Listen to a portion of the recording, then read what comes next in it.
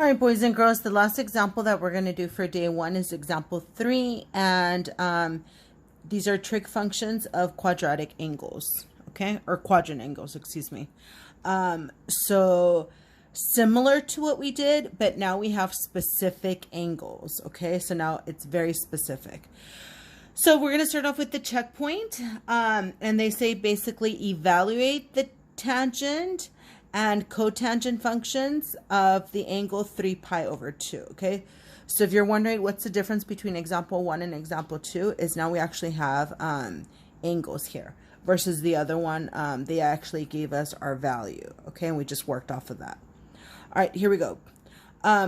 You're probably going to have to refer to the figure 4.23 on page 285, the one next to example 3. Again, it might be something you might want to put in an index card, okay? So 3 pi over 2 will actually give you the coordinate 0, -1. So this is the coordinate that is basically associated with this angle. So we're going to be using this one to help us evaluate, okay? So this is going to be our x and our y. So it's very similar to what we did before, okay? So you kind of use that figure with the the figure above with the quadrants, okay? So here we go. We're gonna find tangent of 3 pi over 2, and of course that'll give us y over x, and then guys, cotangent is just the reciprocal of that. So if we find this, we can find this, okay? So y over x is basically -1 over 0. Now here's the deal. You're not allowed to have zeros as the denominator. That's like the restriction. So for this particular case, it would be undefined. You can't do it. You can't find tangent of 3 pi over 2. It would be undefined. You could even try it in your calculator, and it might tell you like error, okay?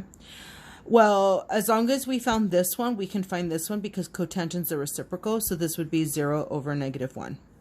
Now, here's the difference. When you do the reciprocal and your numerator is 0, you can actually have that. But remember, 0 divided by -1 is just 0. So you can find cotangent of 3 pi over 2, which is just 0. Okay? Tangent, undefined. Cotangent is 0. All right, guys, this was super easy, but I don't know if it's enough, so let's do one more together.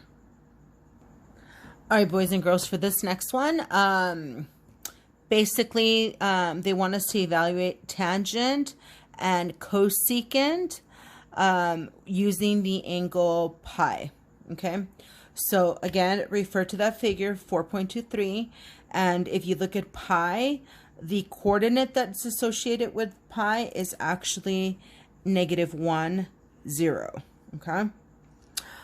So if I want to find tangent of pi, remember that tangent is y over x, and I am given x and y. So basically, I would just write 0 over -1, okay? And 0 over -1, 0. So that's done, okay? Cosecant of pi, that's actually r over y. So we know our y. Our y is 0. And you know what? I was going to say, let's find r. But boys and girls, there's no point. Because I really don't care what this is. As long as my denominator is 0, then I already know this is going to be undefined. So why bother? Okay, I can find r, but no matter what value r is, because it's over 0, it's automatically undefined. Okay, so tangent of pi will give you 0, and you can test that on your calculator. Cosecant of pi is undefined. It'll show up as an error. Okay. All right, awesome. Okay. Technically, we are officially done for day 1 of section 4.4. And you should technically have enough to do today's homework. But I think I might do one more. All right, let's try it. All right, if you feel you can get started on the homework, then you can totally skip this example and then get started. But somehow I felt like this is one that I'm going to get a lot of people ask me questions, okay? So this example is number 27 on page 289. And basically the directions are find the values of the 6 trig functions of theta. So they're giving us the function value. Again, this is the value, not the angle. So sine of theta is 3/5. And they're actually telling us now, versus us looking for it, they're telling us that theta lies in quadrant 2. Okay, so this is where you want to look at your little figure. Okay, so let's write all 6. Okay, so I went ahead and wrote down all 6 trig ratios. Of course, we are already given sine of theta. Okay, so, and also I'm going to continue to write them this way because I like it. It helps me memorize that these are the reciprocals of these and the ones straight across. So sine and cosecant are reciprocals, cosine and secant are reciprocals, tangent and cotangent are reciprocals. Start memorizing that because it makes it a lot easier and you'll go a little bit faster, okay? Now remember, they did give us the hint that sine of theta should be on quadrant 2. So if you look at quadrant 2, we know 2 things. We know that cosine and tangent are going to be both negative. So if we already know that, then I could put that. Cosine and tangent are going to be negatives. And if I find the reciprocals of these, they should also be negative. Okay? Unless a negative and a negative cancel out, but they should be. Okay? All right, the quickest one that we can find right away without doing any work is cosecant because these are reciprocals of each other. So all I have to do is just flip it. So cosecant would just be 5/3, and I have no work to do. Okay. So I'm going to use this just to show you. So cosine of theta is x/r, but remember we're given sine of theta, which is y/r.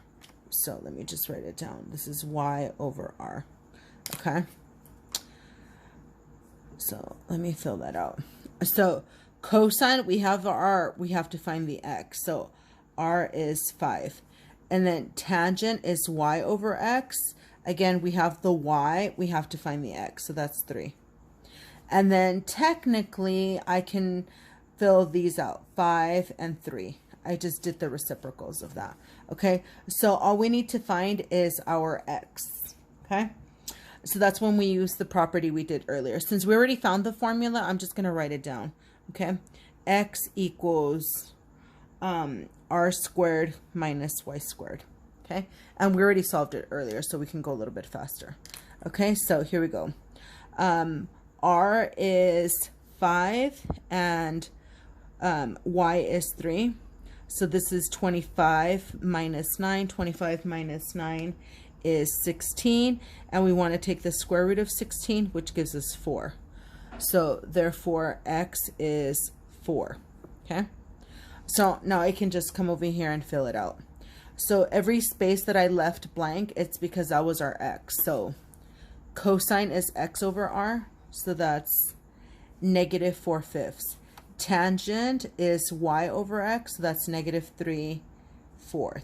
Remember, these are just reciprocals. So negative 5/4, negative 4/3. And you guys, it's that simple, okay? So now we are officially done for day 1. And day 1's pretty basic, okay? It's just kind of like evaluating, setting it up in a way. And that's pretty much it, okay?